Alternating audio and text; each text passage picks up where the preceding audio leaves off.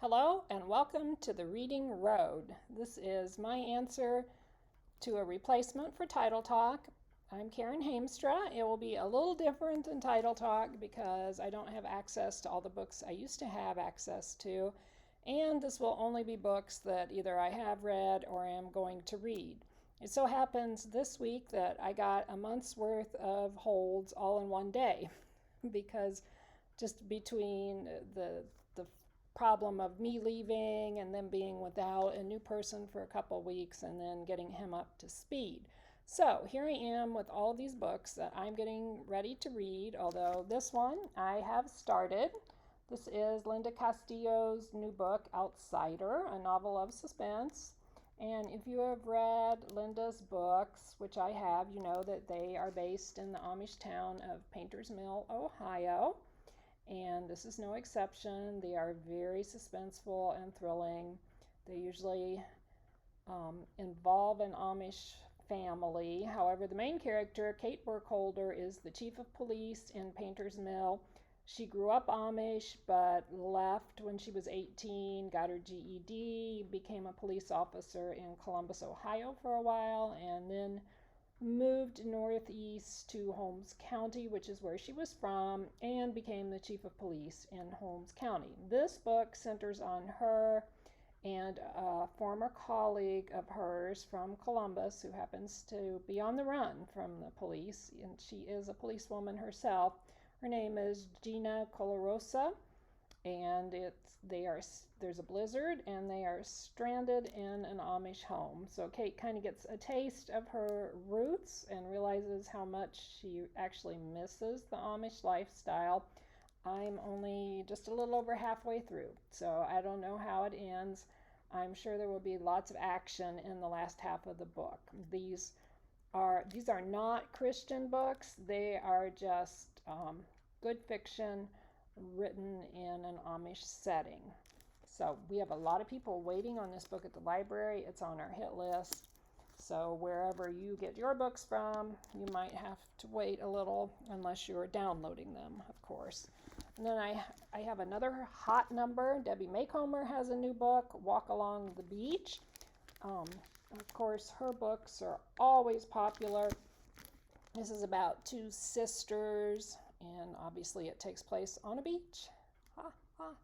And her books are clean. A lot of her novels have been made into Hallmark movies.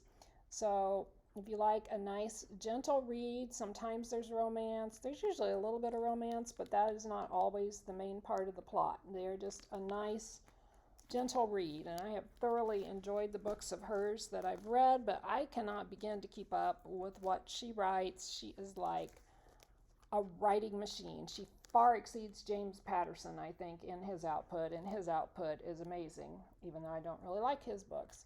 Simon Brett has a new one called The Clutter Corpse. I've not been a Simon Brett reader, but I do plan to give this one a try.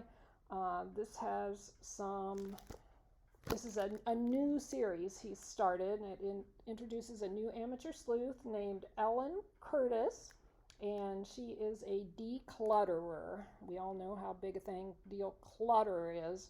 Right now, she runs her own business, and she stumbles over the corpse of a young woman in an overcluttered flat.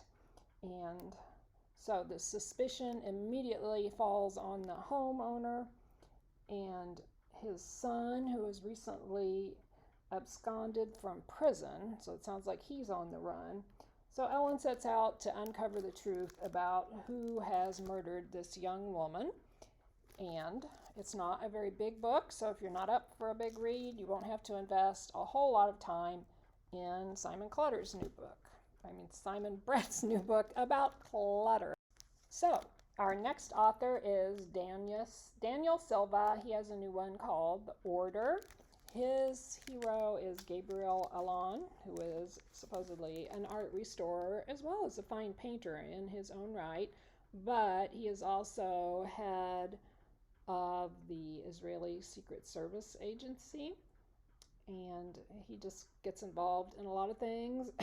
In this one, he has slipped quietly into Venice for a much-needed holiday with his wife and two children, But when Pope Paul VII dies suddenly, Gabriel is summoned to Rome by the Holy Father's loyal private secretary, Luigi Donati, and the Swiss guard who was standing watch the night of outside the papal apartment the night of the Pope's death has gone missing, and so too is the letter that the Holy Father was writing during the final hours of his life.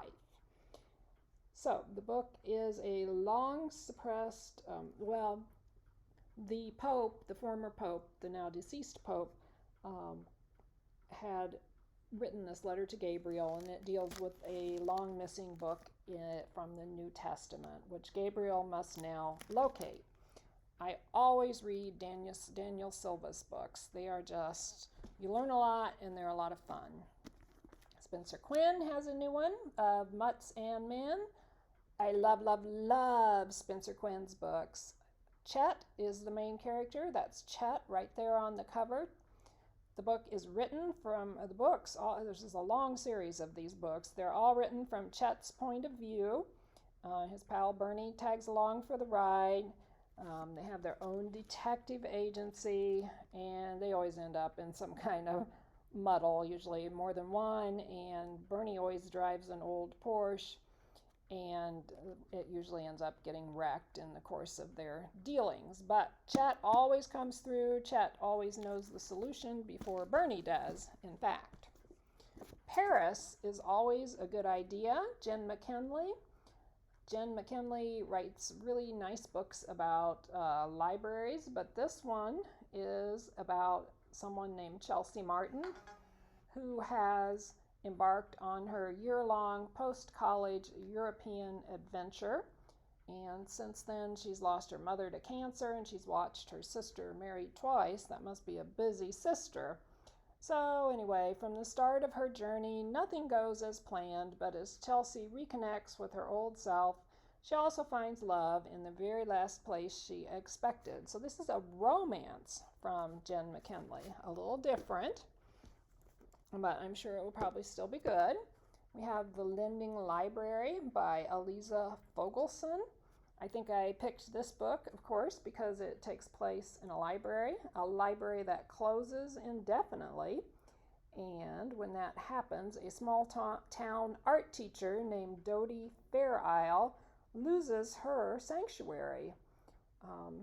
Well, what is she to do? She's as resourceful and generous, and she turns her sunroom into her very own little lending library. And at first it's just kind of a hobby, but this lit lover's haven opens up the world in incredible ways for her. And she gets to know her neighbors, and she gets involved in a romance, and then she has a chance encounter with an orphan child, and it seems to bring her dream of motherhood within reach. But she finds herself at a crossroad and must figure out what it means to live a full, happy life. If only there were a book that could tell her what to do. Hoosier author Jean M. Dams has a new book. It's one of her Dorothy Martin mysteries. Death Comes to Durham. As you may know, Dorothy is a former Hoosier who now lives in England. She's married to a former police inspector, and right now in this series, they do a lot of traveling around the country, just short little trips, but they always manage to stumble onto a murder while they're there. And Dorothy just has a certain talent for sleuthing. She's a retired school teacher, and her insights into how to control a classroom of rowdy kids seem to serve her well as she searches for murderers, and having her husband Alan and his police background to back her up also help. So these are always fun. Lorian Berenson, Game of Dog Bones. Of course, these also feature dogs. I always read these books. These are about standard poodle owner Melanie Travis, who has a whole house full of standard poodles. She shows standard poodles. Her husband shows standard poodles. Her oldest son shows standard poodles, and she has her Aunt Peg, who got her started in all this, and And they go to dog shows, and she also always gets involved in a murder. She also is currently a school teacher at a private school near Greenwich, Connecticut. And she's able to take her dog to school. I mean, what a dream job to be able to take your dog to work with you every day. Um, they're just fun books, clean reading, lots of fun. The author is from Kentucky, unless she has recently moved. No, she lives on a farm in Kentucky surrounded by dogs and horses. So, Lorian Berenson, Game of Dog Bones. And here is another book that I just recently finished reading, An Appalachian Summer by Anne H. Gabhart. This is a book I received in exchange for writing a review of it. It takes place in the mountains in 1933, and a young woman named Piper Danson has her debut in Louisville, and her father has someone all picked out for her to marry, and she's in love with another young man whose prospects are not good enough to satisfy her wealthy father. So her mother hosts a tea for this organization of nurses who work back in the mountains. They are nurse midwives, and the woman who's in charge, talks Piper into coming and spending the summer with them as a courier, and that was someone who managed the horses for the nurse midwives. This was on a Sunday. She told Piper, well, we'll expect to see you on Thursday. That should give you plenty of time to get ready to come to us in the summer. Her parents threw a fit, but in the end, she prevailed. She went.